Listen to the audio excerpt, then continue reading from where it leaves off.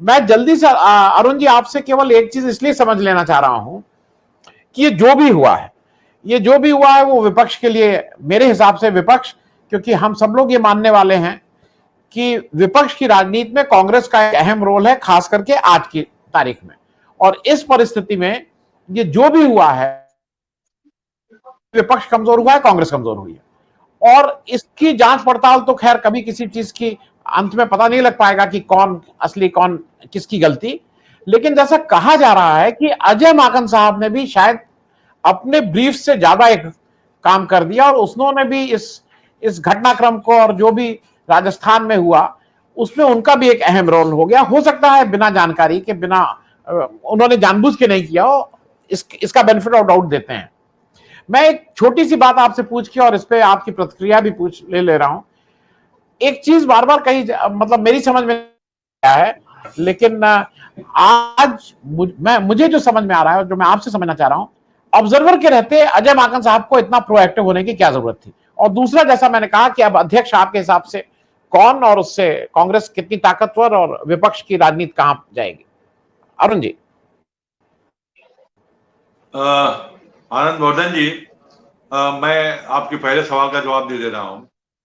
जब भी किसी भी स्टेट में कोई इस तरह की समस्या खड़ी होती है, तो जो ऑब्जर्वर तभी भेजा जा सकता है जब वहां का इंचार्ज जनरल सेक्रेटरी कुछ डिसीजन नहीं ले पाता है या उसकी वहां नहीं चल रही है, तभी भी ऑब्जर्वर भेजा जाता है। नहीं तो जनरल सेक्रेटरी जो होता है वो खुद ही इंचार्ज है वहां का, और अध्यक्ष से बातचीत करके फैसला ले ले। लेकिन ये तब अगर वो नहीं ले पा रहा है तब ऑब्जर्वर भेजा जाता है, और ऑब्जर्वर की भी भूमिका वहां पे केवल इतनी ही होती है कि कुछ गड़बड़ न हो, सब ठीक ठाक हो जाए। और मैं समझता हूं कि अजय माकन साहब ने, जैसा आप कह रहे थे, वो उन्हें जरूरत से ज्यादा वहां एक्टिव हुए, जबकि उनके ऊपर पहले से ही कुछ लोगों का विश्वास नहीं था। और दूसरा सवाल आपने जो पूछा है, आनंद वर्धन जी, मैं कोई कांग्रेस पार्टी में तो हूं नहीं कि मैं बताऊं कि क्या होगा। पहले तो मैं ये कहना चाहता हूं, ये जो कुछ भी हुआ है, इन कांग्रेसियों को कोई तकलीफ होगी कि नहीं होगी, हम विपक्षी एकता, नरेंद्र मोदी को हटाने वाले लोग, जो विपक्षी एकता के बहुत बड़े पक्षधर हैं, हम लोगों को बहुत तकलीफ हुई। अगर आज की तारीख में कांग्रेस कमजोर होती है तो विपक्षी एकता को बहुत बड़ा धक्का लगेगा। राहुल गांधी ने कन्याकुमारी से लेकर आज तक जितनी यात्रा की और इसका जितना लाभ मिलना चाहिए था, इस 2 दिन के पटाक्षेप ने खत्म कर दिया। मेरे समझ में नहीं आता कि कांग्रेस अपने पैर में क्यों हमेशा कुल्हाड़ी मारती रहती है। अब कौन बनेगा इसका मैं नहीं दे सकता हूं, लेकिन आज का जो बॉडी लैंग्वेज है, शशि थरूर ने जरूर कहा है कि ये जो कॉन्टेस्ट है ये फ्रेंडली कॉन्टेस्ट है, यह बहुत सुखद है। एक तमाम ऐसे लोग हैं, अगर 20-25 साल पहले के नेताओं को देखें तो लोग मिल जाते थे जो कमिटेड हो, सही बात कहने में। आज हर नेता और हर पार्टी को मैं बोल रहा हूं, हम और आप जैसे नेता, उनको राहुल गांधी में एक चीज दिखती है, आप उस पार्टी में नहीं है आप, लेकिन आपको लगता है कि भाई एक व्यक्ति ऐसा है जो कम से कम ये कहने की हिम्मत रखता है कि हम दो हमारे दो, जो ये कहने की हिम्मत रखता है अंबानी अडानी। क्योंकि बाकी पार्टीज में दिक्कत क्या है कि सब लोगों को कहीं ना कहीं कुछ एक पूंछ दबी हुई है। आरएसएस की बात साफ साफ करता है, जो सोशलिस्ट करते थे, लेकिन सोशलिस्टों के ऊपर कभी कभी यह भी आरोप लगता है कि उन्होंने जनसंघ के साथ मिलकर इलेक्शन लड़ा था। आज की तारीख में बीजेपी के अगेंस्ट अगर कोई ठीक से खड़ा है तो केवल राहुल गांधी खड़ा है। मैं कांग्रेस से ज्यादा राहुल गांधी बोल रहा हूं। तो इस जगह एक जो सर्वमान्य नेता का, वो मैं प्राइम मिनिस्टर की बात नहीं कर रहा हूं, लोग उसको कंफ्यूज करते हैं। आपको लगता है क्या कि राहुल गांधी एक उस रोल में आ रहे हैं जहां वो एक जन नेता के रूप में उभर रहे हैं? वो कांग्रेस के ही रहेंगे, इसमें कोई दो राय नहीं, और उनके चारों तरफ रैली अराउंड लोग करेंगे। अरुण भाई साहब। नहीं, आप जो कह रहे हैं वो एकदम सही कह रहे हैं, और राहुल गांधी ने पिछले इस 5 वर्षों में एक विपक्षी नेता के तौर पे अपने को पूरी तरफ से साबित किया है। और हर सवाल पे, अगर नरेंद्र मोदी के और अमित शाह के हर सवाल का जवाब अगर किसी एक नेता ने दिया है तो राहुल गांधी ही है। और उनके साथ जो लोग चल रहे हैं वो लोग कमिटेड लोग हैं, इसमें कोई दो राय नहीं है। मैं ये समझता हूं कि अभी जो आप बात कर रहे थे कि राहुल गांधी को ही बनना चाहिए, अगर मुझसे आप पूछें तो मैं कहूंगा कि राहुल गांधी शायद एक उनके परिवार के ऊपर जो लगा हुआ है कि खानदानी मामला है, एक बार उसको वो हटा देना चाहते हैं। और मैं इसमें कोई बहुत हर्ज नहीं समझता हूं कि एक बार जो उनके ऊपर ये आरोप है कि गांधी परिवार, तो विपक्ष के या भाजपा के आज की तारीख में भाजपा के लोगों का ये मुंह बंद हो जाएगा कम से कम। तीसरी बात, जो मेरी 2-3 बार राहुल गांधी से मुलाकात हुई है, मैं बिल्कुल मानता हूं कि राहुल गांधी बहुत शार्प लीडर है और वो हमेशा सोचते रहते हैं। उनसे जो मेरी बातचीत हुई है उसमें उनको ये भी लगता है कि उनकी जो पूरी पार्टी है, ये पूरी पार्टी राहुल गांधी को नहीं समझती है, इसलिए जो वो सोचते हैं वो उसको कर नहीं पाते हैं। ये उनकी मजबूरी है, इसलिए भी शायद वो अध्यक्ष नहीं रहना चाहते। नहीं नहीं, मुझे ऐसा लगता है कि वो अपनी मां की इतनी इज्जत करते हैं और उनकी मां पूरी इस कांग्रेस पार्टी के कुनबे को लेकर अभी तक चल रही है और सफल है, शायद उसको वो डिस्टर्ब नहीं करना चाहते।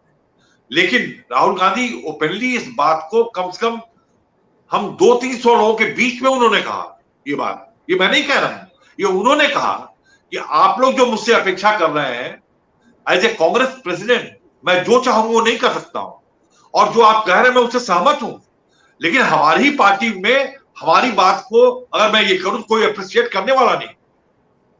ये उन्होंने खुद कहा। अरुण भाई, मैं आपके पास एक चीज और जरा समझ लूं, क्योंकि आप पॉलिटिक्स को, आप टिकट बांटने में, टिकट दिलवाने में, इलेक्शन लड़ने में, इलेक्शन लड़वाने में आप डायरेक्टली इन्वॉल्व रहे हैं। एक बात शायद सार्वजनिक रूप से बात लोग नहीं कहते हैं, लेकिन जात भी हिंदुस्तानी पॉलिटिक्स का एक रियलिटी है। और उसमें अशोक गहलोत, क्योंकि ओबीसी से आते हैं, वो ज्यादा फिट बैठ रहे थे बनिस्बत दिग्विजय सिंह के। आपको क्या लगता है कि दिग्विजय सिंह जिस जात से आते हैं उसके, मतलब उसका कोई एडवांटेज मिलेगा? अब पार्टीज को एडवांटेज मिलती है अपने प्रेसिडेंट की जात के? मुझे तो नहीं लगता है, और इसीलिए अशोक गहलोत एक नेचुरल चॉइस हो गए थे और पूरे देश ने मान लिया था कि अशोक गहलोत ही बनेंगे। अशोक गहलोत का अनुभव भी बढ़िया रहा है, उनका भी विपक्ष के नेताओं से बहुत अच्छा रिश्ता है, वो कभी कंट्रोवर्सी में नहीं रहे। दिग्विजय सिंह तो हमेशा कंट्रोवर्सी में बने रहते हैं। बस एक ही प्लस पॉइंट है दिग्विजय सिंह के साथ कि आरएसएस के ऊपर जितना धारदार वो वार करते हैं उतना कांग्रेस पार्टी में कोई नहीं करता है। लेकिन अगर अध्यक्ष की तौर पे माना जाए तो अशोक गहलोत एक बहुत बड़ी भूमिका से मिस कर गए। मैं इतना ही कहना चाहता हूं। जी नहीं, तो क्या अशोक गहलोत जी का लॉस कांग्रेस पार्टी का भी लॉस होगा? देखिए, लॉस कुछ खास नहीं है, मतलब मैं समझता हूं कि अगर अशोक गहलोत को एक बहुत बढ़िया मौका मिला था, इतने दिनों तक 3 बार मुख्यमंत्री रह चुके हैं, केंद्र में मंत्री रह चुके हैं, राज्यसभा में लोकसभा में हमेशा रहे हैं, अब उनको कांग्रेस पार्टी का प्रेसिडेंट बन करके एक बड़ी भूमिका निभा सकते थे और राहुल गांधी को देश के लिए ज्यादा काम करने का अवसर दे सकते थे। राहुल गांधी कांग्रेस पार्टी के पछड़े में फंस करके जो जनता के बीच में जाने का काम उसका है, जिसमें ज्यादा समय दे सकता है, वो उसको रोकेंगे। लेकिन अब जो हो गया है, हमारे कांग्रेस के साथी अजय शुक्ला जी, क्या नाम था उनका, वो चले गए, उन्होंने मेरी भावना को कुछ समझा ही नहीं कि मैं कितना कंसर्न हूं कि कांग्रेस एक विपक्ष में बड़ी पार्टी बन के उभरे, और उन्होंने विपक्ष के नेताओं पर ही आरोप लगा दिया। आज की तारीख में कौन राहुल गांधी की आलोचना कर रहा है भाई, जब वो सड़क पर है तो। और एक बात और बता दें अभिनंदन जी, यात्रा से ही सब कुछ हो जाएगा, सेल्फ कॉन्फिडेंस होता है इतना जानिए। यात्रा करने से वो कितने नए लोगों से मिल रहे हैं मैं नहीं समझता, लेकिन खुद में कॉन्फिडेंस एक पैदा होता है और एक चेहरा चमक के निकलेगा। लेकिन चंद्रशेखर जी की जो भारत यात्रा हुई, उसके बाद क्या उनका असर हुआ? राजनीति में छोटी गलतियां भी, छोटे लालच भी आदमी को कहां से कहां पहुंचा जाते हैं। चंद्रशेखर जी से बड़ा नेता कौन था उस जमाने में, लेकिन उन्होंने थोड़ी की थोड़ी गलतियां की और वो कहां पहुंच गए। प्रधानमंत्री बनना मेरे लिए चंद्रशेखर जी के लिए कोई बहुत बड़ी उपलब्धि नहीं थी। चंद्रशेखर जी नेता थे और मैं आज भी कह रहा हूं कि चंद्रशेखर जी में नेतृत्व की जो क्षमता थी या नेता के जो गुण होते हैं वो चंद्रशेखर जी में ही था, फिर भी वो हाशिए पे चले गए। तो ऐसा नहीं कि यात्रा करके आ जाएंगे और कोई बहुत बड़ा वो हो जाएगा। इतना जरूर है कि राहुल गांधी में खुद सेल्फ कॉन्फिडेंस इतना ज्यादा हो जाएगा कि वो ज्यादा बेहतर कर पाएंगे कांग्रेस पार्टी के लिए भी और नरेंद्र मोदी को हटाने में भी। मैं एक चीज जरा जोड़ दूं अरुण भाई, क्योंकि जैसे मैं समझता हूं, जैसे मैं समझा हूं, चंद्रशेखर जी को उस यात्रा का फायदा दो कारण थे। चंद्रशेखर जी जब वो यात्रा किए तो इस तरह पार्टी का एक संगठन पीछे नहीं था जैसा आज कांग्रेस का संगठन की एडवांटेज राहुल गांधी को मिल रही है। वो अच्छा है बुरा है जो भी है। दूसरा, जब वो ये यात्रा करके आए और जिसको कहते हैं फसल काटने का समय आया, इंदिरा गांधी की हत्या हो जाती है और वो इंदिरा गांधी की हत्या में सारे जो भावनाओं में लोग बह गए, क्योंकि फिर तो कोई बात ही नहीं थी ना इस देश में। इंदिरा गांधी की हत्या के बाद राजीव गांधी का चुनाव होता है और इनकी यात्रा वही मई जुलाई में खत्म होती है। तो मुझे ऐसा लगता है कि शायद वक्त ने उनका साथ नहीं दिया था। अगर इंदिरा गांधी कुर्सी पे रही होती और चंद्रशेखर जी की यात्रा कंप्लीट होकर नेक्स्ट इलेक्शन हुआ होता तो शायद रिजल्ट दूसरे होते। आज की तारीख में तो बहुत इफ एंड बट वाली बात है, लेकिन शायद रिजल्ट दूसरे होते, इससे मैं मानता हूं।